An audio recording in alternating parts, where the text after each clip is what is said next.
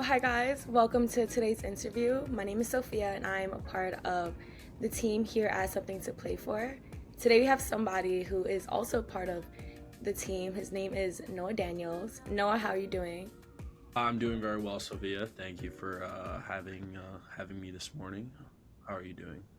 Yeah, I'm doing good. My pleasure. Well, a little bit about Noah, everyone. He is currently a student athlete at the prestigious Yale University. He is graduating this spring. He is from Buffalo, New York, and attending Nichols High School. So let's get started. I'll start with the first question. For you, Noah, growing up playing sports, uh, who had an early influence on your playing career?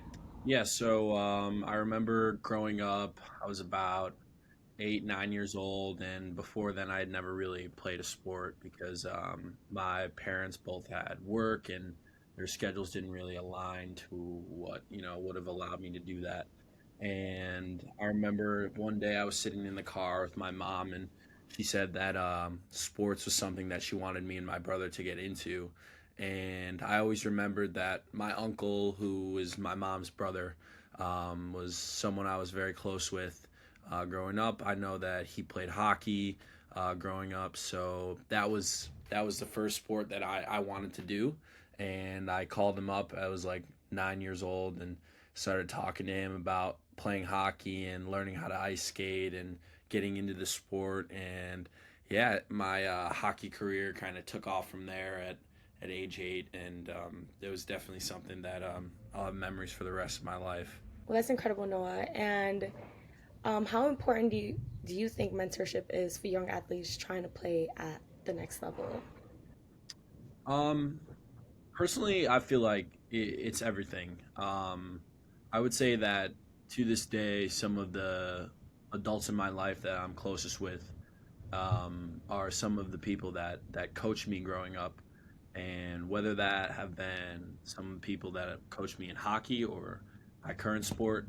Um, Without those people, I wouldn't be where I'm at, and having a lot of wisdom and maturity and surrounding myself with people who wanted what I wanted and had their own goals and aspirations to to be that next level only forced me to want that more and to keep afloat. And I would say that having the guidance of some of my most important coaches in my life definitely not only changed the way I am as an athlete, but really changed the way I am as a man. And it kind of ingrained in me a bunch of life strategies and life lessons. And not all of those were good. There was a lot of failure in there and a lot of learning.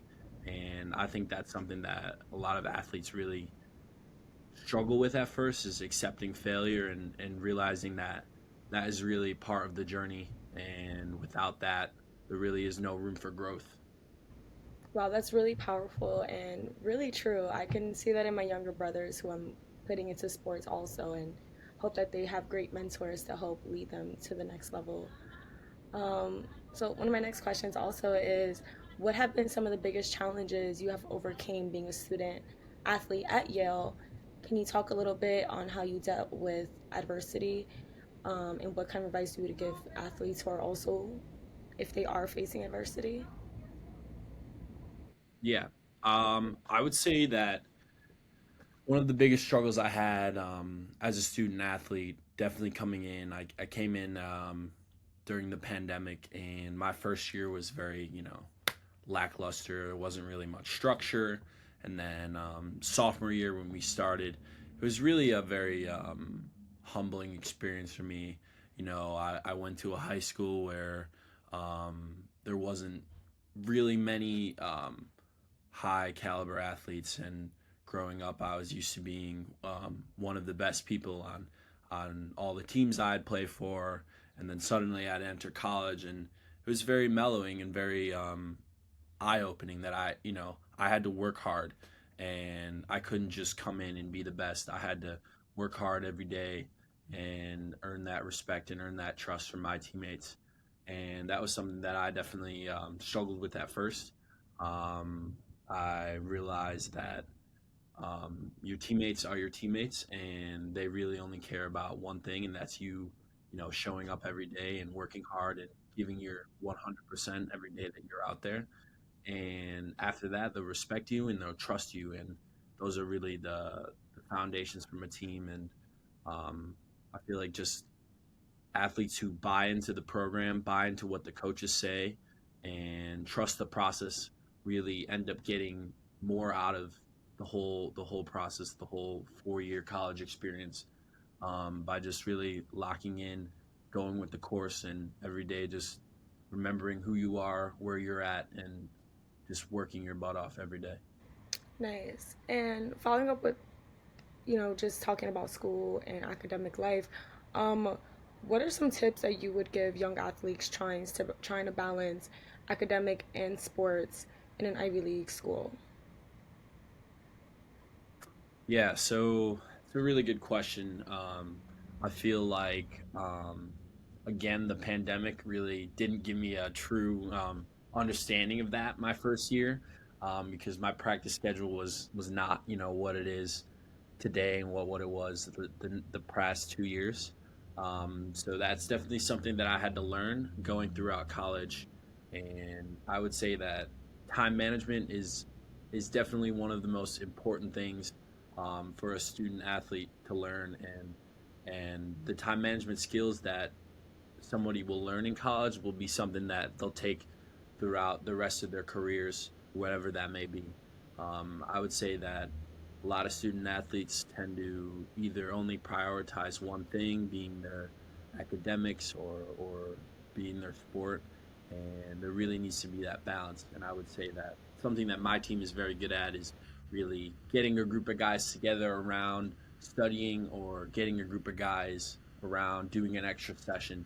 Um, that's something that really helps bring the whole team along and make sure that really no one is left behind, either with their body or with their mind. I know that a lot of my teammates study together every day, really find ways to break up the balance between school and sports. And I think that those skills are something that you'll continue to learn throughout your 4 years, and then by your senior year you'll kind of be relaxed, and you kind of know what you're doing by then. And if you manage your time good the first 3 years, your last year will be pretty relaxed, and you'll be able to really focus on your sport more and enjoy what you have left. Really nice. Those are really great skills and tips um, to be talking about. Well, that's a wrap for today's episode. Thank you so much for your time, Noah. Stay tuned, guys, for the next video, and thanks, guys, again. All right, thank you so much.